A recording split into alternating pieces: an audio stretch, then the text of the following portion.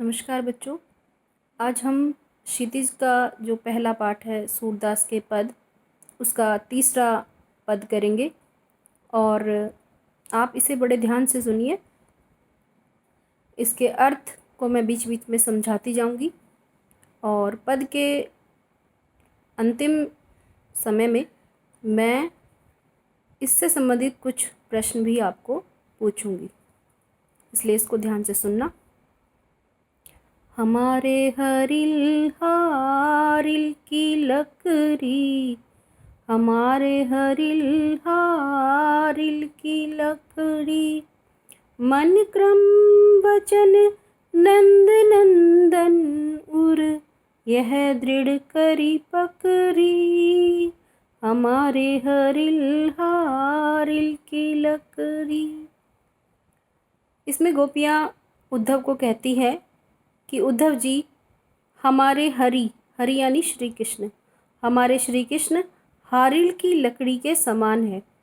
हारिल एक ऐसा पक्षी होता है जो हमेशा अपने पैर में एक लकड़ी पकड़े रखता है और जब वो आसमान में उड़ता है तो उसे ऐसा लगता है कि वह अभी पेड़ की डाल पर ही बैठा है और इस भ्रम में वह आराम से अपनी उड़ान पूरी कर पाता है।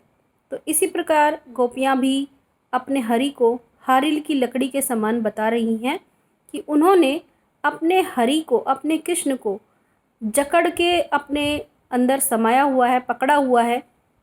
मन क्रम वचन नंद नंदन उर, मन से, क्रम से और वचन से, ये जो उनका हृदय है वो नंद के नंदन का है, यानी श्री कृष्ण का है।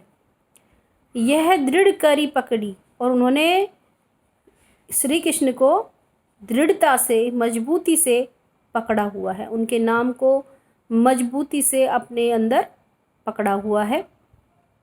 जागत सोवत स्वप्न दिवस निसी, जागते हुए, सोते हुए, स्वप्न, स्वप्न यानी सपनों में, दिवस यानी दिन में, निशी यानी रात में, यानी जागते हुए, सोते हुए, सपनों में, दिवस यानी दिन में और रात को, कान्हे कान्हे जकरी, कि वो कान्हा यानी श्री कृष्ण का ही नाम जकरी, जकरी मतलब रट रही हैं, कि हर समय वह श्री कृष्ण के नाम को ही रटती रहती हैं।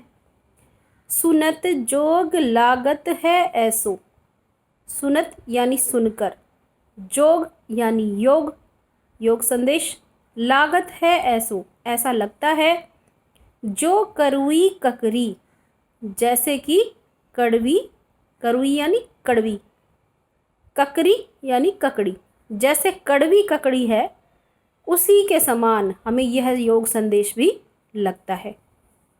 सू तो व्याधि हमको ले आए, सू यानी तुम तो, व्याधि, व्याधि यानी रोग, बीमारी, हमको ले आए, हमको यानी हमारे लिए, ले आए, तुम तो ऐसी बीमारी हमारे लिए ले आए, देखी सुनी न करी, जिसके बारे में ना हमने कभी देखा है, ना ही सुना है और ना ही करी यानी भोगा है, यानी ना ही हमने कभी इस बीमारी को देखा है, ना सुना है, ना भोगा है, ऐसी योग की बीमारी तुम हमारे लिए ले आए हो।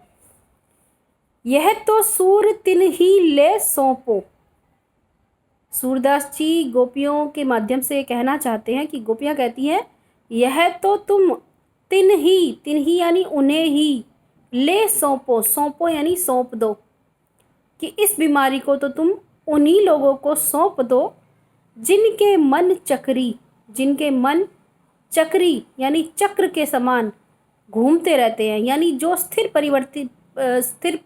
प्रवृत्ति के लोग नहीं हैं, जो चंचल प्रवृत्ति के लोग हैं जैसे श्री कृष्ण, उनको ही ले जाकर ये रोग सौंप दो। हमारे मन में तो श्री कृष्ण हमने हरिल के समान पकड़ा हुआ है। धन्यवाद। अब सबसे पहला प्रश्न है इसमें कि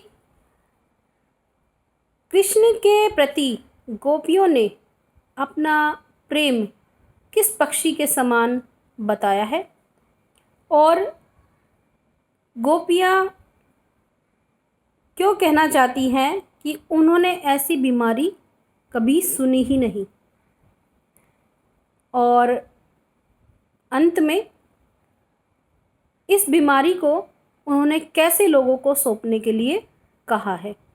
आप इन प्रश्नों के उत्तर अवश्य लिखें और मुझे बताएं। धन्यवाद।